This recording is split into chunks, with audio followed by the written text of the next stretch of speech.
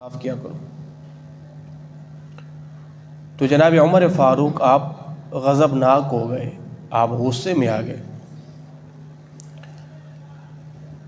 قریب تھا کہ آپ اس کو مارتے۔ تو جو ان کے بھتیجے تھے حر بن قیس کہ جو اپنی سفارش پر جناب عمر کی بارگاہ میں انہیں لائے تھے، تو انہوں نے جب دیکھا کہ جناب عمر رضی اللہ تعالیٰ عنہ غصے میں آ گئے ہیں، تو انہوں نے کہا کہ اے عمر، کہ آپ نے اللہ کا وہ کلام نہیں سنا کہ اللہ رب العزت نے اپنے نبی سے فرمایا خذ العفو، اے نبی معاف کرنا اختیار کرو، وأمر بالعرف، نیکی کا حکم دو، وأعرض عن الجاہلین، اور جاہلوں سے درگزر کرو۔ تو جناب عمر فاروق کا غصہ وہ تھم گیا۔ تو فرمایا کہ اللہ کا فرمان ہے معاف کرنا اختیار کرو، درگزر کرو، نیکی کا حکم دو، اور جاہلوں سے اعراض کرو۔ تو جب یہ آیت کریمہ اتری تو اللہ کے نبی نے جناب جبریل سے پوچھا، اے جبرائیل وَأَعْرِضْ عَنِ الْجَاهِلِينَ، یعنی اللہ جو فرما رہا ہے کہ آپ جاہلوں سے اعراض کرو، یعنی جاہلوں سے منہ پھیرو، تو اس کا کیا مطلب ہے؟ تو جناب جبریل کہتے ہیں حضور مجھے بھی معلوم نہیں ہے، میں ایسا کرتا ہوں اللہ سے پوچھ کے آتا ہوں۔ تو اللہ سے پوچھ کے آئے تو فرمایا کہ یا رسول اللہ اس کا مطلب یہ ہے کہ آپ جاہلوں سے منہ پھیرو، اگر وہ آپ کے ساتھ قطع تعلقی کریں آپ صلہ رحمی کریں، وہ آپ سے کسی چیز کو روکیں تو آپ ان کو دو، وہ آپ کے ساتھ ان کا رویہ ناپسندیدہ ہو تو آپ ان کو معاف کرو۔ تو فرمایا کہ اعرض عن الجاہلین کا مطلب یہ ہے۔ اللہ اکبر۔ حضرت ابن مسعود رضی اللہ تعالی عنہ ارشاد فرماتے ہیں حضور نے فرمایا ان قریب میرے بعد ایسا زمانہ آئے گا جس کے اندر تم ترجیحی معاملات دیکھو گے، اور جو معاملات تمہیں پسند نہیں ہوں گے تو حضور پھر ہمارے لیے حکم کیا ہے؟ جب ہم اس طرح کے معاملات دیکھیں گے اور جو ہمیں پسند نہیں ہوں گے تو پھر ہمارے لیے حکم کیا ہے؟ تو حضور نے فرمایا کہ تم حق کی تلقین کرتے رہنا اور اللہ سے تم عافیت کا سوال کرنا، اپنی ذمہ داری پوری کرنا اور عافیت کا سوال کرنا۔ اگلی حدیث بھی اسی کے متعلق ہے، پھر ہم اس پر گفتگو کرتے ہیں۔ حضرت ابو یحییٰ اسید بن حدیر فرماتے ہیں کہ ایک شخص حضور کی بارگاہ میں آیا اور کہتا ہے یا رسول اللہ آپ نے فلاں آدمی کو عامل بنایا ہے، عامل کہتے ہیں زکوٰۃ وصول کرنے والا، تو آپ مجھے بھی زکوٰۃ وصول کرنے کا عہدہ دیں تاکہ میں بھی زکوٰۃ وصول کر کے آؤں۔ تو حضور نے فرمایا کہ اے میرے غلام سن، میرے بعد تم ایسا زمانہ دیکھو گے کہ جس میں ایسے معاملات تمہیں درپیش ہوں گے جو تمہیں پسند نہیں ہوں گے، مگر اس وقت بھی تم نے صبر کرنا ہے یہاں تک کہ تم قیامت کے دن مجھے حوض کوثر پہ آ کے ملو گے۔ تو ان دو آیت کریمہ کے اندر نا جو اللہ کے نبی نے ہمیں اشارہ دیا ہے وہ آج کے اس پرفتن دور میں جو معاملات چل رہے ہیں نا، حضور نے اسی کا اشارہ دیا تھا۔ فرمایا کہ تم ایسے معاملات دیکھو گے جو تمہیں پسند نہیں ہوں گے، مگر کرنا کیا ہوگا؟ فرمایا کہ تم اپنی ذمہ داری پوری کرتے رہنا اور اللہ سے تم عافیت کا سوال کرتے رہنا، تو آپ وہ معاملات دیکھ سکتے ہیں۔ یعنی اس پرفتن دور میں جو حکمران ہیں، جو ان کے معاملات ہیں، سرکار کا اسی طرف اشارہ تھا کہ حکمرانوں کے خلاف تم نے بغاوت نہیں کرنی، حکمرانوں کے خلاف تم نے چڑھ دوڑنا نہیں ہے، بس اللہ سے تم نے عافیت کا سوال کرنا ہے اور ان کے لیے خیر کا سوال کرنا ہے۔ حکمرانوں کے لیے تم نے خیر کا سوال کرنا ہے۔ اللہ اکبر۔ میرے مصطفیٰ نے ارشاد فرمایا کہ جب قوم اللہ کی اطاعت کرنا چھوڑ دیتی ہے نا تو پھر اللہ ان کی اس سزا کو یوں دیتا ہے، پھر اللہ ان پر شریر حکمران مسلط کر دیتا ہے۔ تو جب قوم اللہ کی اطاعت نہیں کرتی نا، اللہ کی نافرمانیاں کرتے، تو پھر اللہ ان پر ایسے حکمران مسلط کر دیتا ہے کہ جو ان کے بچوں پر بھی رحم نہیں کرتے، جو ان کے بڑوں کا بھی خیال نہیں کرتے۔ اور کہا جب قوم نیکیوں کی طرف آ جائے تو پھر اللہ انہیں حکمران بھی نیک عطا کرتا ہے۔ اور اس حدیث کا اگلا حصہ یہ ہے، حضور نے فرمایا اگرچہ تم ان کے خلاف دعائیں کرتے رہو، اللہ تمہاری دعاؤں کو ان کے حق میں قبول نہیں کرے گا۔ جب ہمارے حکمران آتے ہیں تو پوری پوری قومیں بد دعائیں کرتی ہیں، نہیں کرتی؟ ان کا نام لے لے کے دعائیں کرتی ہیں، چیخ چیخ کے دعائیں کرتی ہیں، چلا چلا کے دعائیں کرتی ہیں، ان کو گالم گلوچ تک کرتی ہیں۔ سوشل میڈیا کا زمانہ ہے، ان پر میمز بناتی ہے، ان کے کارٹون بناتی ہے، نہ جانے کیا کچھ کرتی ہے۔ تو یہ اس قوم کو کوئی سمجھائے تمہاری ان چیزوں کے کرنے سے نہ تو وہ ٹلیں گے نہ تمہارے لیے خیر خواہ ثابت ہوں گے۔ کیوں؟ اس لیے کہ تم نے اللہ کی اطاعت سے منہ موڑ لیا ہے۔ تو جیسے اعمال ہوں گے نا، حکمران بھی ویسے آئیں گے۔ تو آپ جو ہے آج سے 200 سال 300 سال پیچھے چلے جائیں، لوگوں کے اعمال اچھے تھے تو حکمران بھی اچھے تھے۔ جیسے جیسے قوم گناہوں کی طرف آ رہی، حکمران بھی ویسے مسلط ہو رہے ہیں۔ یعنی آپ کو بڑی حیرت ہوگی کہ بعض دفعہ کسی ادارے میں جانے کا اتفاق ہوتا ہے یا کسی ادارے کی خبر آتی ہے تو یہ سن کے بندہ چونک جاتا ہے کہ اس ادارے میں بیٹھا ہوا شخص ایسا ہے نہ تو جسے دین کا عطا پتہ ہے، نہ وہ بندہ کوئی پڑھا لکھا ہے۔ ایسے ہی ہوتا ہے نا۔ تو وجہ کیا ہے؟ یہ ہمارے اعمال کا کرتوت ہیں یہ سارے۔ تو بندے کو بڑی حیرت ہو جاتی ہے کہ جناب اتنی بڑی سیٹ پر ایسے لوگ بیٹھے ہوئے ہیں کہ جنہیں دین کا بھی پتہ نہیں، اسلام کا بھی پتہ نہیں ہے۔ اب اندازہ لگاؤ، ہمارے اس مملکت جمہوریت پاکستان کے اندر بھی 2 شخص بڑے گزرے ہیں۔ وہ ایک تھا جناب جسٹس اعزاز ملک، بڑا وکیل ہے پاکستان کا، نامی گرامی۔ وہ سورۃ اخلاص پڑھنا چاہ رہا ہے، اس کو سورۃ اخلاص بھی نہیں آتی۔ اور ایک رحمان ملک نامی شخص تھا، وہ سورۃ اخلاص پڑھ، سورۃ اخلاص بھی نہیں آتی۔ تو کیا ہے؟ یہ ہمارے اعمال کی سزا ہے۔ قوم ساری نیکیوں کی طرف آ جائے، حکمران خود ٹھیک ہو جائیں گے۔ جب قوم نیکیوں کی طرف آ جاتی ہے نا تو پھر اللہ حکمرانوں کے دل میں رحم پیدا کر دیتا ہے، ان کے دل نرم ہو جاتے ہیں، ان کے دل موم ہو جاتے ہیں۔ تو جب قوم جتنی عیاش ہوتی جائے گی، حکمران اتنے سخت سے سخت آتے جائیں گے۔ الامان الحفیظ، اللہ اکبر۔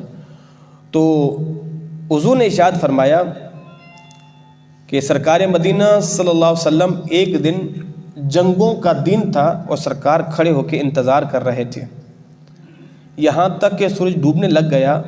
تو حضور نے دعا کی، فرمایا کہ اے لوگو یوں دعا کرو، اے میرے امتیوں، موت سے دشمن کی کبھی تمنا مت کرنا۔ یعنی تم کبھی یہ مت کہنا کہ مالک تو کسی دشمن کو بھیج ہم اس سے لڑیں، اس لیے کہ اس کے اندر بعض دفعہ تکبر بھی آ جاتا ہے اور تکبر اللہ کو پسند نہیں۔ اور فرمایا کہ جب تم اللہ سے سوال کرو تو عافیت کا سوال کرو۔ فرمایا کہ ہاں جنت تلواروں کے سائے کے نیچے ہے، اور اے پروردگار، اے قرآن کو نازل کرنے والے، اے بادلوں کو چلانے والے، اے لشکروں کو شکست دینے والے، تو ہماری مدد فرما۔ سرکار نے یہ دعا بھی کی اور فرمایا کہ اللہ سے جب بھی دعا مانگو عافیت کی دعا مانگا کرو۔ ایک شخص حضور کی بارگاہ میں آیا تو کہتا حضور مجھے آپ کوئی دعا سکھلائیں۔ تو حضور نے فرمایا کہ تم اللہ سے دنیا میں عافیت کی اور آخرت میں کامیابی کی دعا مانگا کرو۔ وہ پھر آیا دوسرے دن، حضور نے پھر یہی کہا کہ تم اللہ سے دنیا میں عافیت کی اور آخرت میں کامیابی کی دعا کیا کرو۔ وہ تیسرے دن پھر آیا، حضور نے پھر فرمایا دنیا میں عافیت کی اور آخرت میں کامیابی کی دعا مانگا کرو۔ اسی کے اندر ہی دنیا کی بھی بھلائی اور آخرت کی بھی بھلائی ہے۔ تو کیا دعا ہے؟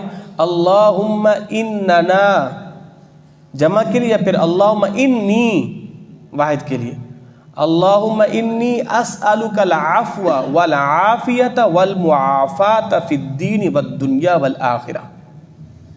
اللہم اننا نسألک العفو والعافیۃ والمعافات فی الدین والدنیا والآخرہ، اے پروردگار ہم تجھ سے عافیت کا سوال کرتے دنیا کے اندر بھی اور آخرت کے اندر بھی۔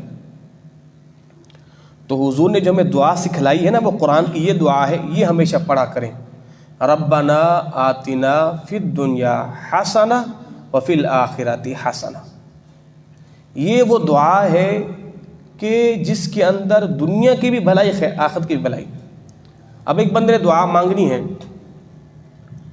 بھی جیسے دیکھو نا کہ حضور نے ارشاد فرمایا جب بندہ آب زمزم پیتا ہے تو اس وقت بندہ جو بھی دعا مانگے اللہ اس کی دعا کو قبول فرماتا ہے، اللہ اس کی دعا کو قبول فرماتا ہے۔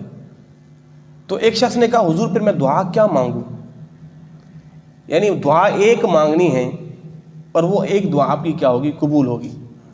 اب ایک بندے کی 1000 خواہشیں ہیں اور سب نیک جائز ہیں، اب ظاہر مانگنی ایک ہے تو ساریوں کو ایک کے اندر کیسے بیان کریں؟ تو فرمایا کہ تم یہ دعا مانگنا، اے پروردگار میں جو دعا مانگوں میں یہ دعا قبول فرما لے۔ سمجھ گئے بات؟ اگر آپ کہتے ہیں مالک یہ عطا فرما یہ عطا فرما تو اللہ عطا فرماتا۔ اب ظاہر مانگنی ایک ہے، یہ تو کئی دعائیں ہو جائیں گی، تو یوں دعا مانگو، اے اللہ میں جو دعا مانگوں قبول فرما، اس کے اندر ساری دعائیں آ جائیں گی۔ تو حضور نے یہ دعا امت کو بتلائی، دعا یہ مانگا کرو۔ اب آپ کہیں مالک یہ بھی دے دے یہ بھی دے دے، آخرت میں بھی کتنی لمبی چوڑی دعائیں مانگا کرو۔ ایک دعا سرکار نے سمندر کو کہتے ہیں کوزے بند فرما دے، دعا یہ مانگا کریں، ربنا آتنا فی الدنیا حسنہ وفی الآخرۃ حسنہ، مالک دنیا میں بھی حسنہ عطا فرما، آخرت کے اندر بھی حسنہ عطا فرما۔ اب دنیا کے اندر حسنہ میں دنیا کی ساری بھلائیاں آ گئی، اور آخرت کے لیے جو حسنہ لفظ ہے اس کے اندر آخرت کی ساری بھلائیاں آ گئی۔ سبحان اللہ۔ تو یہ دعا اللہ نے ہمیں قرآن میں بتلائی ہے اور سرکار نے اس کی امت کو تلقین دی ہے، فرمایا کہ یہ دعا مانگا کرو۔ اللہ اکبر۔ تو عافیت کی دعا مانگنی چاہیے، تو جناب اللہ عافیت دے عافیت دے۔ ہم کہتے ہیں مالک اس کو لمبی عمر دے، تو لمبی عمر کے ساتھ یہ لفظ بھی کہا کریں، اے اللہ اس کو لمبی عمر عافیت والی دے۔ لمبی عمر 120 سال 30 سال چارپائی پہ بیٹھ کے تڑپ رہا ہے، اے اللہ اس کو شفا یابی دے اور عافیت والی شفا یابی دے، اس کو لمبی عمر دے، عافیت والی لمبی عمر دے، ورنہ بعد دفعہ لمبی عمریں بھی پریشانی کا سبب بن جاتی ہیں۔ اللہ اکبر۔ اگلا باب جو ہے ہمارا وہ ہے صدق کے بیان میں، سچائی۔ یہ ہم جو پیچھے حدیثیں پڑھی وہ تھی صبر کے متعلق، اگلی جو حدیثیں ہیں وہ ہیں سچائی کے متعلق۔ اب اللہ تبارک و تعالیٰ قرآن میں کیا ارشاد فرماتے ہیں، یا ایھا الذین آمنوا اتقوا اللہ، اے لوگ اللہ سے ڈرو، وکونوا مع الصادقین، سچوں کے ساتھ ہو جاؤ۔ اور آگے کیا فرمایا، والصادقین والصادقات، اللہ فرماتے سچے مرد اور سچی عورتیں۔ فلو صدقوا اللہ لکان خیرا لہم، اگر وہ اللہ کے لیے سچ بولتے تو ان کے لیے بہتر ہوتا۔ سچ بولنا یہ ایک ایسا خزانہ ہے کہ جو آپ کو دنیا کے کسی بھی میدان میں رسوا نہیں کرے گا۔ جھوٹ کے اندر ہلاکت ہی ہلاکت ہے۔ اب کوئی بندہ کہ نہیں جناب میں نے بڑی بڑی جگہوں پہ جھوٹ بولے میں بچ گیا ہوں، یہ ہو ہی نہیں سکتا، یہ ہو ہی نہیں سکتا کہ جھوٹ میں ہلاکت نہ ہو۔ جھوٹ میں ہے ہلاکت، کیوں؟ اللہ کے نبی نے کہہ دیا تو ہے، کہہ دیا بس، اور ہے ہی ہلاکت، سچ میں نہیں جاتے۔ دیکھیں ایک ہوتی ہے پریشانی اندرونی اور ایک ہوتی ہے بیرونی۔ تو اصل تکلیف اندرونی ہے بیرونی ہے؟ اصل تکلیف اندرونی ہے، بیرونی نہیں ہے۔ بیرونی وقتی طور کی چلی جائے گی مگر اندرونی کھٹکتی رہے گی۔ آپ نے کسی کے سامنے جا کے جھوٹ بولا، آپ جھوٹ کو بولتے آ گئے ہیں مگر آپ کا دل تو مطمئن نہیں ہوا نا۔ اب اندر ہی اندر آپ کو یہ چیز کھائی جا رہی ہے، یار میں جھوٹ نہیں بولتا، آپ ڈریں گے یار کبھی میرا جھوٹ پکڑا جا سکتا ہے، پکڑا جا سکتا ہے، پکڑا جا سکتا ہے۔ جب بھی اس کے سامنے آئیں گے اپنے آپ کو چھپائیں گے یا اس بات کا ذکر نہیں ہونے دیں گے کہیں میرا جھوٹ پکڑا نہ جائے۔ تو ایک جھوٹ کو بول کر آپ نے اپنے لیے کتنی پریشانی مول لے لی۔ اب ہمیشہ اس چکر میں رہتے ہیں یار کبھی میرا جھوٹ پکڑا نہ جائے، پکڑا نہ جائے، پکڑا نہ جائے۔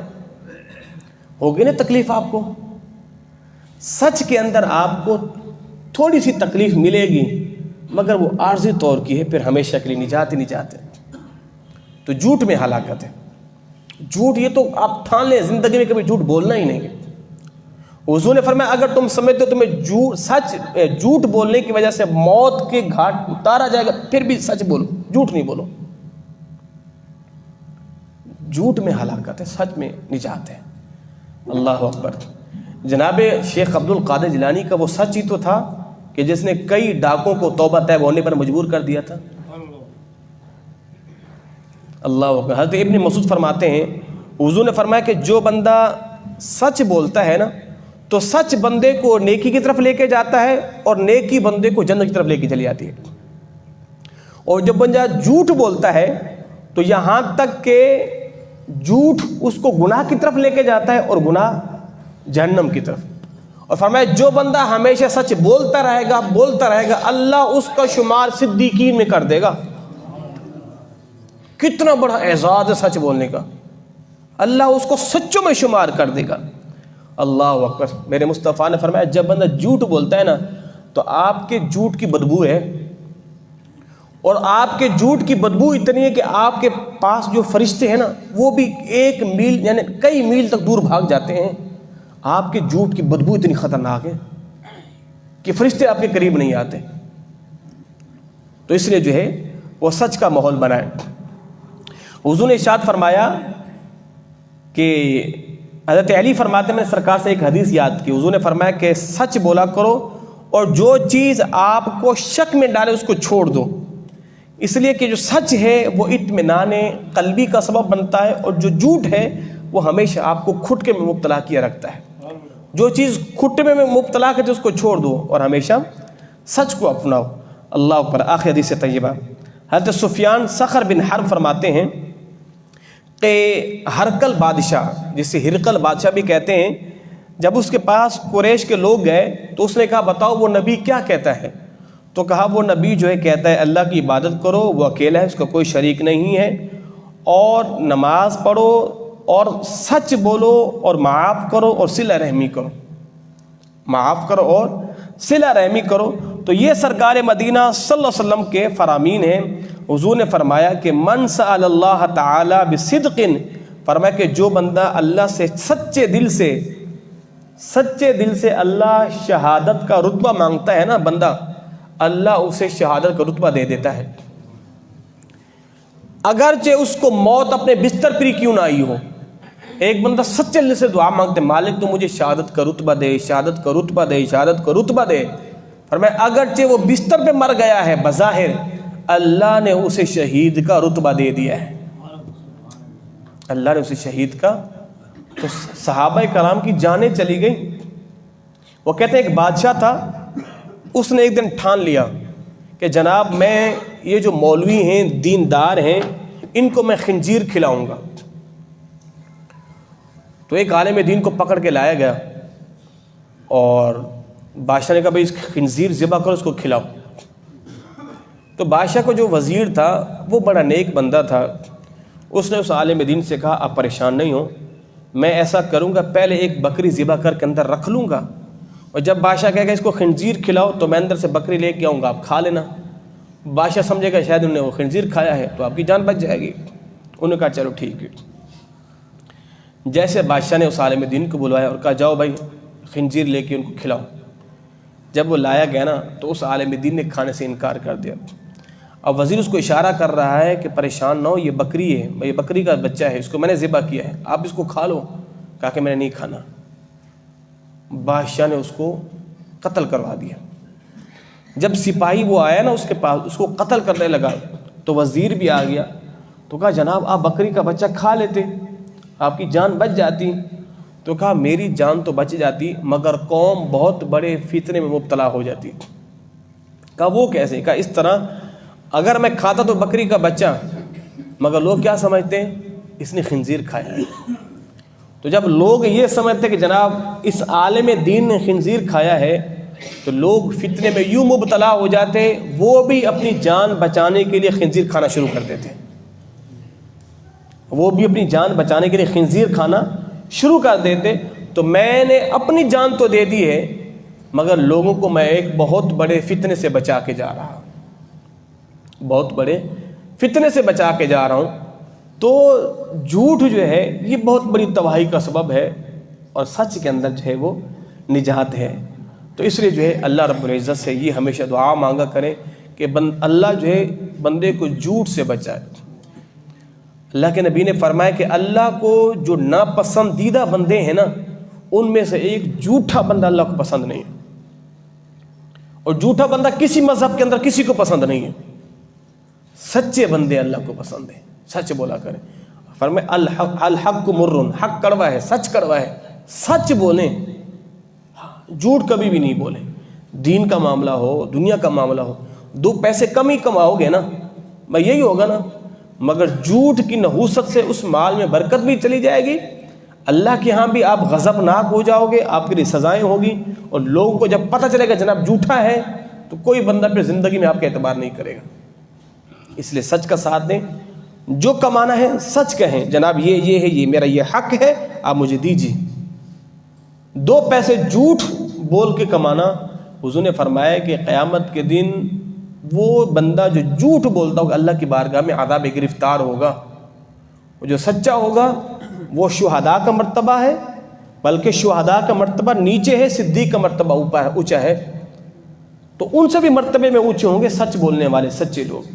اللہ ہم تمام کو سچ بولنے کی توفیق عطا فرمائے۔